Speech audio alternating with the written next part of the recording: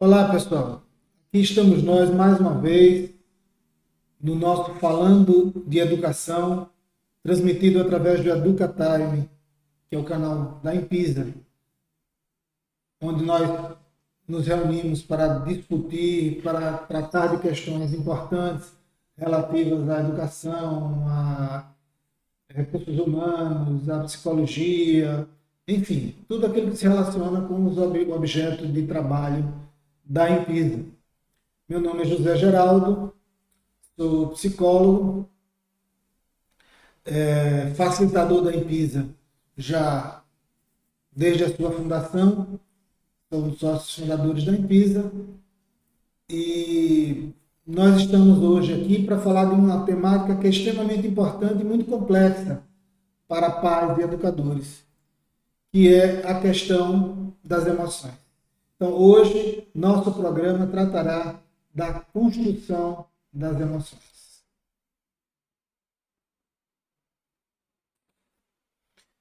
Então,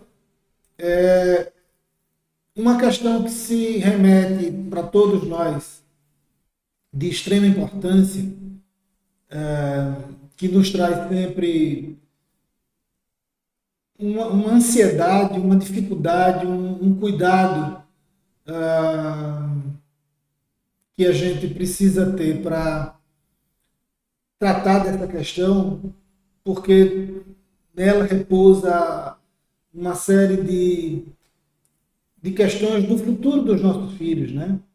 Da maneira como esse nosso filho vai viver, da sua felicidade, da sua, das suas relações interpessoais, da construção da sua família e de uma série de coisas que vão ser extremamente fundamentais, né, na sua vida, na sua construção, na sua existência. Então, nós estaremos tratando hoje da questão das emoções como um elemento fundamental para a gente pensar de que forma a gente pode contribuir para que nossos filhos construam emoções saudáveis, emoções que possam ser consideradas confortáveis e que lhe possam trazer um mínimo de alegria e de felicidade no decorrer da vida. Né? Todos nós queremos ter filhos que tenham essa tranquilidade com relação às suas relações com as pessoas, com relação às suas emoções. Então, nós hoje vamos estar tratando um pouquinho dessa questão, preocupados em oferecer para os pais e para os educadores ferramentas para lidar com essa questão, né? De como é que essas emoções podem ser construídas, podem ser tratadas. O primeiro ponto que a gente precisa considerar é fazer uma diferenciação entre sentimentos e emoções, né? Porque eles não são exatamente a mesma coisa. Como é que a gente poderia definir isso?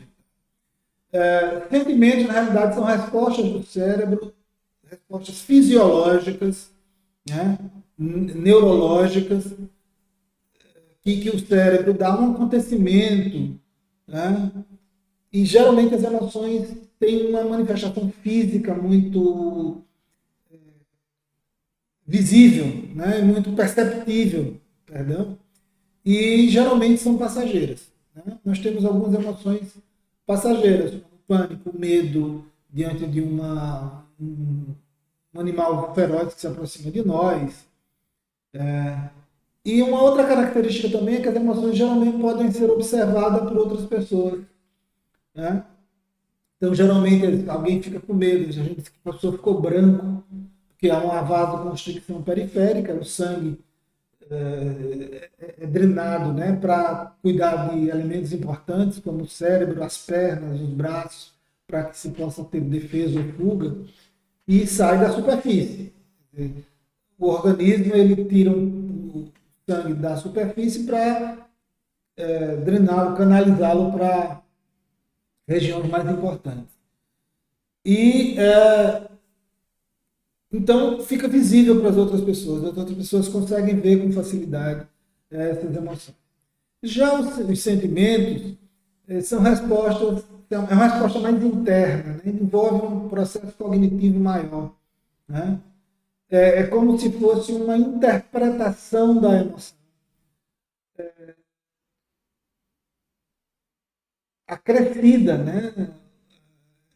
Seria a emoção envolvida em significados cognitivos, significados de memórias afetivas, que esse alto grau de componente cognitivo vai dar um sentido para aquela emoção que a gente está sentindo, né?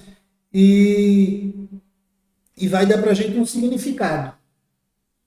Ou seja, a gente vai interpretar o que está acontecendo em função desses elementos cognitivos, das memórias afetivas e uma série de outras coisas. Geralmente, só quem tem acesso ao sentimento é a própria pessoa. E assim como as emoções, os sentimentos eles não têm um controle a priori, né? Ou seja,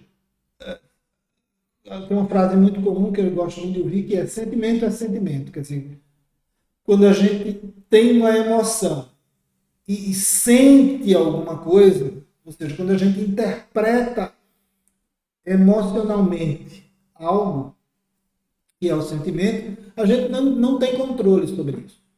O que a gente tem controle é o que a gente vai poder fazer com esse sentimento, né, que a gente detecta. E o sentimento, geralmente, ele tem uma duração maior que as emoções, ele é mais duradouro. Né? Então, emoções a gente tem continuamente e são mais uma reação neurológica, fisiológica a uma situação externa. O sentimento é como se fosse a interpretação, a atribuição de significados mais complexos a essas emoções que nós temos eventualmente. Então, sentimento é algo mais complexo, geralmente tem um forte componente cognitivo, ele não é meramente uma reação fisiológica, anatômica às situações de emoções que acontecem. Né? Só que tanto as emoções quanto os sentimentos, eles não têm, a não ser algumas poucas emoções, elas não têm uma natureza inata, digamos assim, né? O medo, por exemplo, é uma emoção que a gente já tem desde que nasce, mas há outras emoções que são construídas ao longo do tempo, né? Por exemplo, o nojo, né? Que é uma emoção que a gente sente diante de algo desagradável, ele é construído ao longo do tempo, né? Há coisas para as quais uma pessoa tem nojo, por exemplo, e a outra não tem. Essa emoção não está presente em todas as pessoas igualmente. Então, é um processo de construção. E as emoções, então, elas são construídas ao longo da vida. Como eu falei, até certa medida, há emoções que a gente já traz com a gente, mas também os sentimentos, eles são construídos a partir de uma série de elementos. E óbvio que dá para a gente perceber a partir daí que a gente vai ter, ao longo da vida, uma interferência de um sobre o outro. Né? Ou seja, como os sentimentos, a interpretação das emoções sofre influência destas. E, por outro lado, eles induzem a determinadas emoções também, a partir da construção desses sentimentos. Então, a maneira como nós lidamos, desde muito pequeno, né, com as emoções e os sentimentos dos nossos filhos é extremamente importante. Por exemplo, é muito comum uma criança que era filho único, ao chegar um irmãozinho, ele sente uma emoção decorrente dessa chegada, que é o receio, né, o medo de perder espaço, de perder afeto, de perder a presença do pai e da mãe. E daí um sentimento surge decorrente disso, que é o ciúme. E muitas vezes os pais, as mães, né, os educadores, tentam fazer com que a criança negue esse sentimento, né, não reconheça esse sentimento. Quando induzem a criança a ideia de que esse é um sentimento ilícito, né, um sentimento inadequado, um sentimento que ele não deve sentir. E óbvio que como a gente não determina a emoção que a gente vai ter a priori, nem o sentimento, se o indivíduo nega esse sentimento, se ele faz de conta que ele não existe, ele não vai aprender a lidar com ele. Isso é evidente. Porque como é que essas coisas são constituídas? Tá? Isso é importante a gente compreender também. Como a gente pode ver aí nesse slide, né? Nós temos situações na vida, né, que nós temos experiências e essas experiências são vivenciadas. Então, por exemplo, a criança, nesse exemplo que foi dado, a criança não tem lá nenhum concorrente, né, em casa, é filho único, o irmãozinho chega, óbvio que a mãe nesse momento precisa dar uma atenção muito especial para essa criança que chegou, precisa amamentar, precisa cuidar, trocar, a casa se organiza em função desse bebê, e a emoção que surge nesse indivíduo, né, é uma emoção sobre a qual ele não tem controle. E ele vai vivenciar essa emoção. Só que essa experiência que é vivida por ele, ela é simbolizada na consciência em função de uma série de elementos. Né? Tanto em função das próprias emoções que estão sendo sentidas ali, quanto em função também de como o indivíduo se percebe, né? Que imagem ele tem de si próprio. Então, essa experiência que é vivida pode ser simbolizada na consciência da forma como ocorreu. Né? Poxa, eu posso perder espaço. E aí eu posso expressar isso e significar isso e isso ser discutido ali na relação e eu aos poucos vou percebendo que eu na verdade não perco espaço, né? Eu vou dividi-lo, mas que pai e mãe têm espaço e amor suficiente para distribuir entre todos. E eu vou percebendo que eu não vou perder, né? Ao contrário, gradualmente vou ganhando mais um afeto, mais um amor, mais um gostar, que é daquele irmão ali que está chegando. Mas é possível também, se eu sou ameaçado, né, no sentido de dizer que esse sentimento que eu estou tendo, né, decorrente dessa emoção, ele é uma emoção, um sentimento mau, que faz de mim alguém mau, e se eu sou mau, eu corro o risco de das pessoas que me importam, né, não gostarem de mim, eu posso negar esse sentimento, fazer de conta que ele não existe. Né? E aí ele simplesmente não é significado na minha. Eu não tenho a simbolização desse sentimento. E se eu não tenho a simbolização, eu não tenho como trabalhar com ele, né? Melhorá-lo, modificá-lo, alterá-lo, ressignificá-lo. Porque eu simplesmente não percebo que ele existe. E aí a criança, por exemplo, sem querer, derruba o irmãozinho, ou vai fazer um carinho, e esse carinho é colocado de maneira mais forte e machuca o indivíduo. Né? Por quê? Vou voltar ao slide. A experiência ela é simbolizada na consciência e é essa simbolização da experiência na consciência que me leva à ação. Né? Então, a minha ação é decorrente desse conjunto aí. Se a experiência vivida por mim é diferente da experiência simbolizada, eu tendo, a partir dessa incongruência, até uma ação inadequada. A minha ação se torna inadequada, porque eu não consigo ter essa adequação, né? Porque a minha consciência está confusa, né? Ela está incongruente com a experiência vivenciada por mim. Então é preciso que eu tenha clareza, né, da experiência vivida, portanto é preciso que eu simbolize adequadamente. Uma outra coisa que eu posso fazer é distorcer essa experiência, justamente para não perder esse processo afetivo que meus pais, né, as pessoas que são afetivamente importantes para mim estão trazendo para mim. Então, é preciso ter muito cuidado com o que a gente diz para a criança, com o que a gente coloca para a criança, para que ela não se sinta ameaçada. Porque é a ameaça que faz com que essa simbolização da experiência na consciência não seja feita da maneira adequada, da maneira pertinente, né? Que se poderia fazer de forma pertinente. Então, A gente pode também estabelecer uma diferença aqui, ó, que vocês podem ver, entre experiência e vivência, né? A experiência, ela vem do verbo experienciar, ou seja, está relacionada com o aprendizado que a gente obtém a partir da prática, né? Ou seja, a experiência decorrente da vivência. E a vivência vem do latim, viventia, né? Está ligado ao fato de viver, de ter vida, de ter existência, né? Então, algo que é vivenciado é algo em que eu vou viver, que eu vou, que eu vou atribuir existência, né? Essa vivência, né, que eu constituo a partir da experiência é que vai me direcionar, vai me orientar no que diz respeito às simbolizações que eu vou fazer. Só que entra um outro elemento aí, né, além dessas relações, que é a questão da reflexão.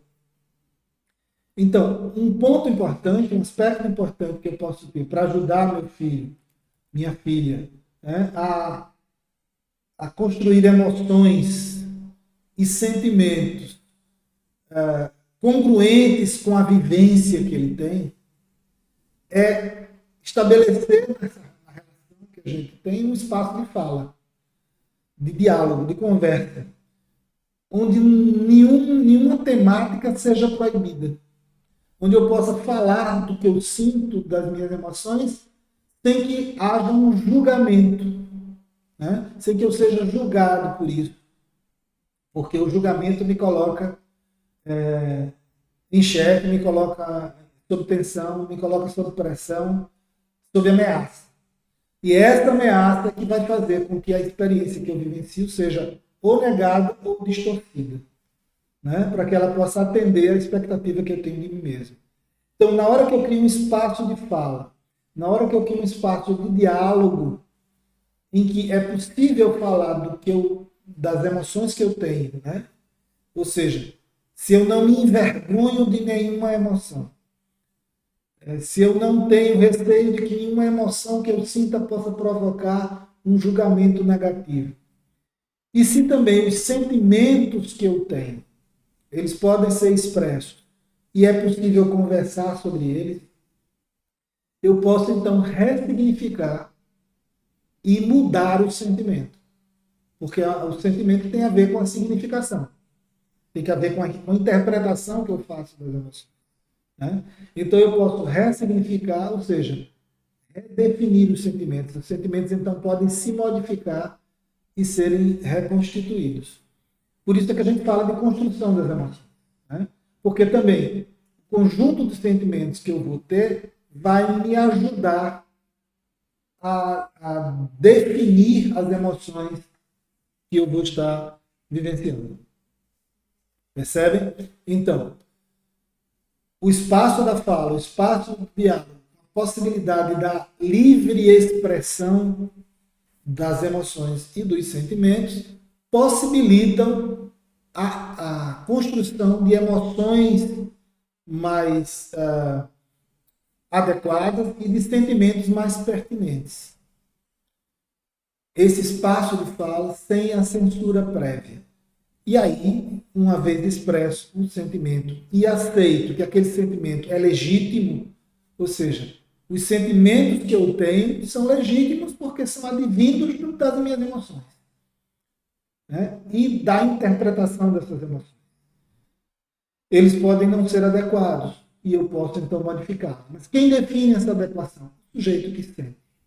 Não é possível ser definido por uma outra pessoa, porque é algo interno, é algo ao qual os outros não têm acesso de forma tranquila, a não ser que eu expresse. Vocês vão perceber que se a gente dá livre expressão de sentimentos para os nossos filhos, a gente pode ter uma forma mais tranquila de trabalhar com eles. E vai possibilitar que eles sejam mais pertinentes e mais adequados na estruturação desses sentimentos. E o mais importante, que a gente já vem falando, né? Eu não controlo as emoções que eu sinto, eu não controlo os sentimentos que eu tenho. mas posso ter controle sobre o que é que eu vou fazer com eles. Então, se eu tenho livre acesso às minhas emoções e aos meus sentimentos, e se eu tenho livre expressão deles, eu vou poder, então, ser mais adequado no que eu vou fazer com esses sentimentos e com essas emoções, que é o que nos importa. Então, por exemplo, ter raiva de alguém é legítimo.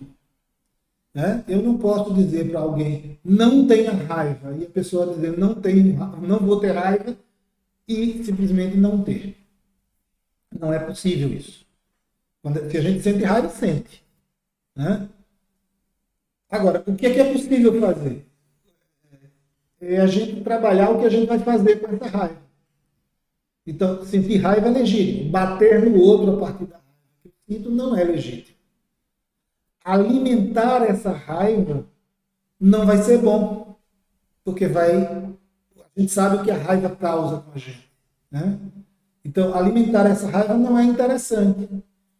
Se eu admito essa raiva, se eu reconheço essa raiva, eu posso, então, redirecioná-la e trabalhar para deixar de senti-la no momento posterior. Mas se eu a nego, ou se eu a distorço, de modo que eu não posso perceber a raiva que eu estou tendo, eu não tenho o que fazer com ela. Né? Então é muito importante que a gente crie essa possibilidade, crie esse espaço para os nossos filhos, para os nossos educandos, para que eles possam reconhecer e expressar isso. E aí a gente vai ajudá-los a conduzir uma melhor forma de expressão dessa raiva, que não envolva, por exemplo, a agressão do outro. Né? A agressão física ou verbal do outro. Eu tenho outras maneiras de fazer isso. E esse elemento é fundamental, é extremamente importante, tanto as emoções como os sentimentos, porque são elementos constitutivos da construção do humano. Né? O humano se constitui, se constrói, se estabelece a partir daí.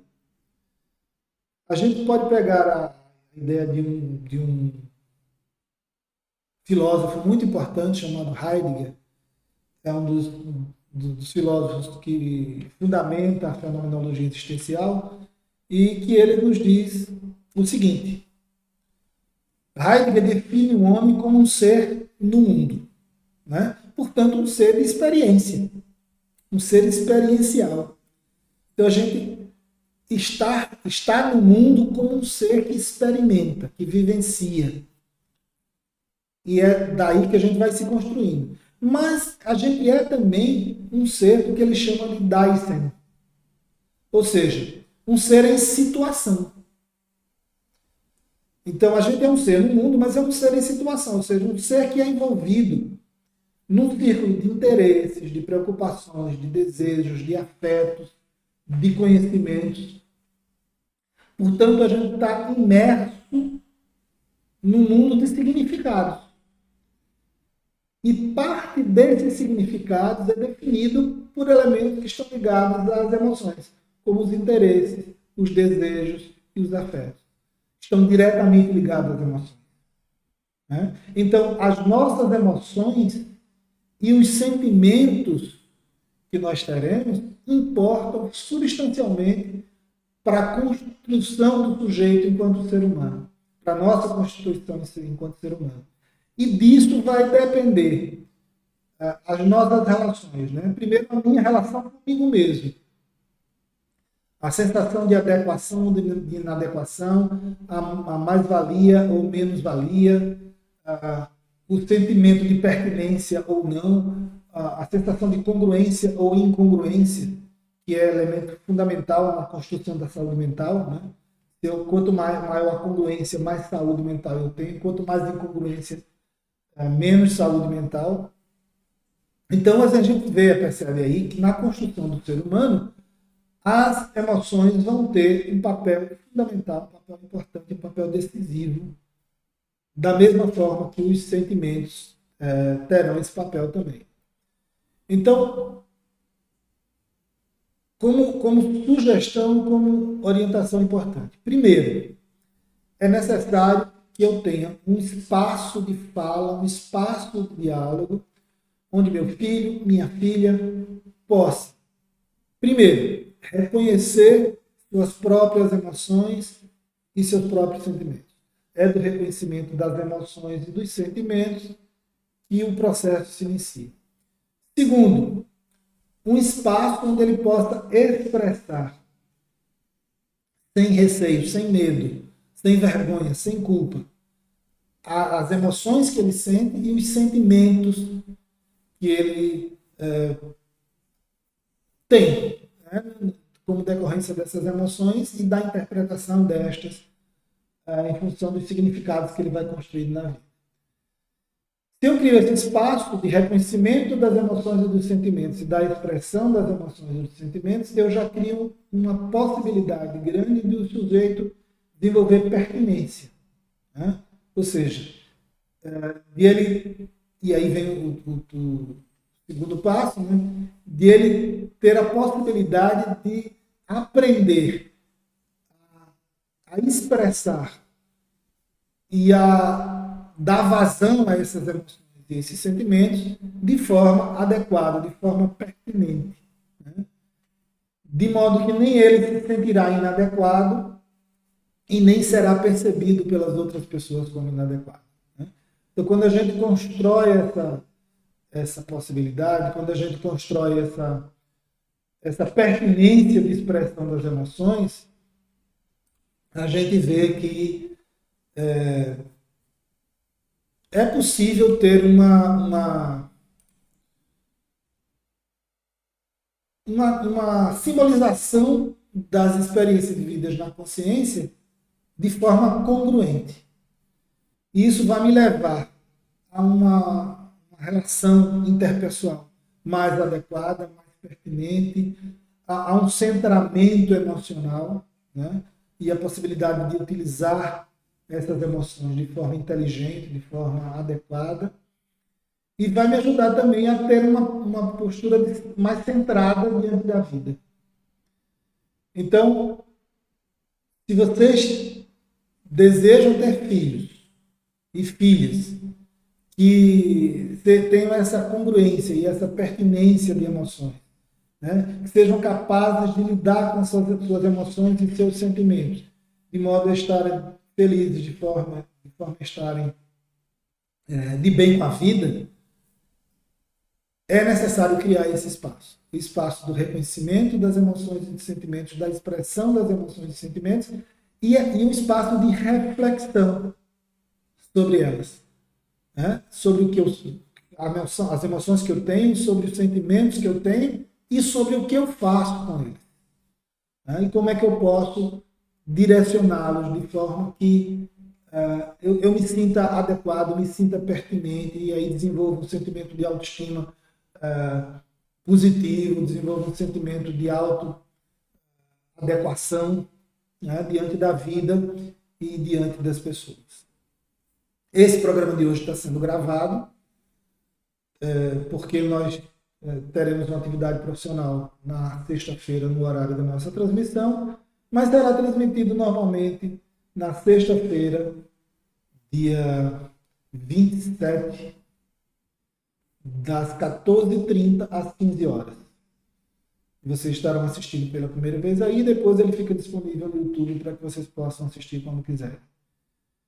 Agradecendo desde já a atenção de todos, esperando que todos, se vocês gostaram, se fez sentido, compartilhem, deem o like, divulguem, inscrevam-se no canal para que a gente possa cada vez mais estar discutindo sobre um assunto tão importante que é o destino da vida dos nossos filhos através do nosso Falando de Educação.